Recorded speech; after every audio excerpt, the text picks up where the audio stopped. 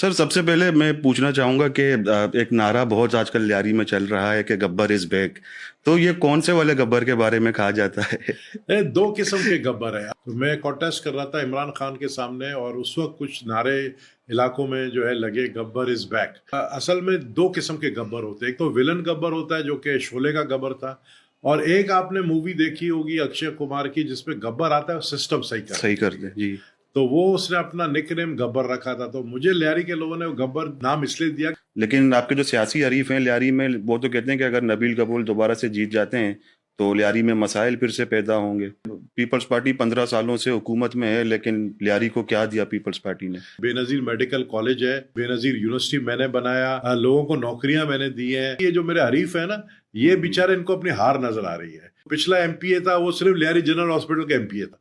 मैं लियारी की सियासत करने आया हूँ, लियारी के अवाम को इस मुसीबत से निकालने आया हूँ। तो आपके एमपीएज हैं, आपको लगता है कि उनकी पोजीशन अच्छी है कि वो भी अपनी सीट्स निकाल पाएंगे?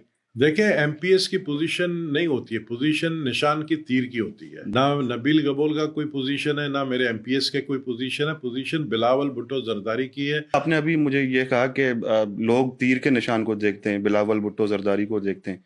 तो फिर 2018 को भी तीर ही निशान था और बिलावल भुट्टो जरदारी थे। तो फिर 2000 क्या वजूहात हुए सर? 2018 में जो है ना, वो तीर के निशान को उन्होंने जो है ना, तीर को तोड़ दिया था।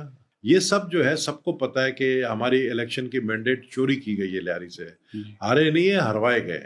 लेकिन सर, आपको लगता नहीं है कि लीडरशिप की तरफ से लियारी वालों को खास तौर पे आजकल उस नज़र से नहीं देखा जा रहा जिस तरह 2008 में और 90s में लियारी को देखा जाता था, कि पूरे साउथ को लियारी रन करा करती थी, लेकिन आज साउथ की तरफ से तो लोग हैं लेकिन लियारी नहीं रन कर पा रहा उसको। हमारे पास लीडरशिप का एक फुकदान था, लियारी में लीडरशिप का फुकदान था। उस फुकदान के वजह से ये सारे मसले पैदा हुए। ये फुकदान था कि लियारी के केस को कोई आगे नहीं बढ़ा सकता था।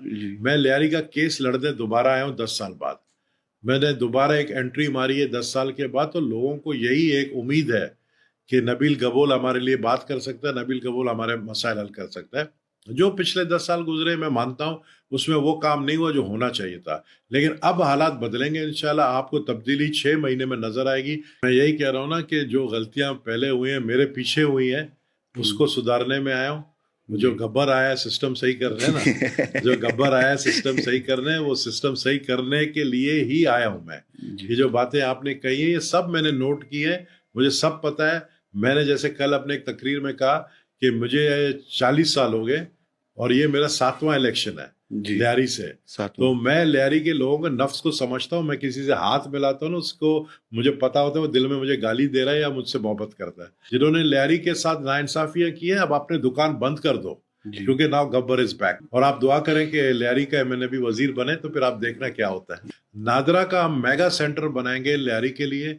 अब चूंकि जब मैं एमएनए बन जाऊंगा तो मेरे 2-3 इंस्टीट्यूशन ऐसे हैं जो मेरी नजर में है, जिनके ऊपर मुझे जो है उनको सही करना है। सबसे पहला शहीद बेनजीर भुट्टो यूनिवर्सिटी है, जिसमें मेरी नजर में बहुत करप्शन हो रहा है, जिसमें मैं समझता हूँ बदवानी बहुत हो रही है, उसको सही करना है। दूसरा, बेनजीर मेडिकल कॉलेज और लियारी जनरल हॉस्पिटल, इसमें बहुत सारा करप्शन हो रहा है। इसके अंदर क्या चीजों को दुरुस्त कर रहा है, मेरा ये 2 मेन मिशन है। इसके अलावा सिविक सेंटर कौन कर रहा है, क्या काम कर रहे हैं, इनके प्लान क्या है, इन्होंने क्या किया है, ये सब काम फिर मुझे ही देखना है। बाहर का आदमी अब लियारी का फैसला नहीं करेगा। बाहर से आके कोई इंस्ट्रक्शन नहीं देगा कि लियारी के सिविक सेंटर में ये चीज करो, लियारी जनरल हॉस्पिटल ये करो, ये करो। लियारी का फैसला लियारी वाले करेंगे। तो इसीलिए मैं लियारी के लोगों को कह रहा हूं कि मुझे दोबारा से ये मौका दे, मुझे सिस्टम से करना है।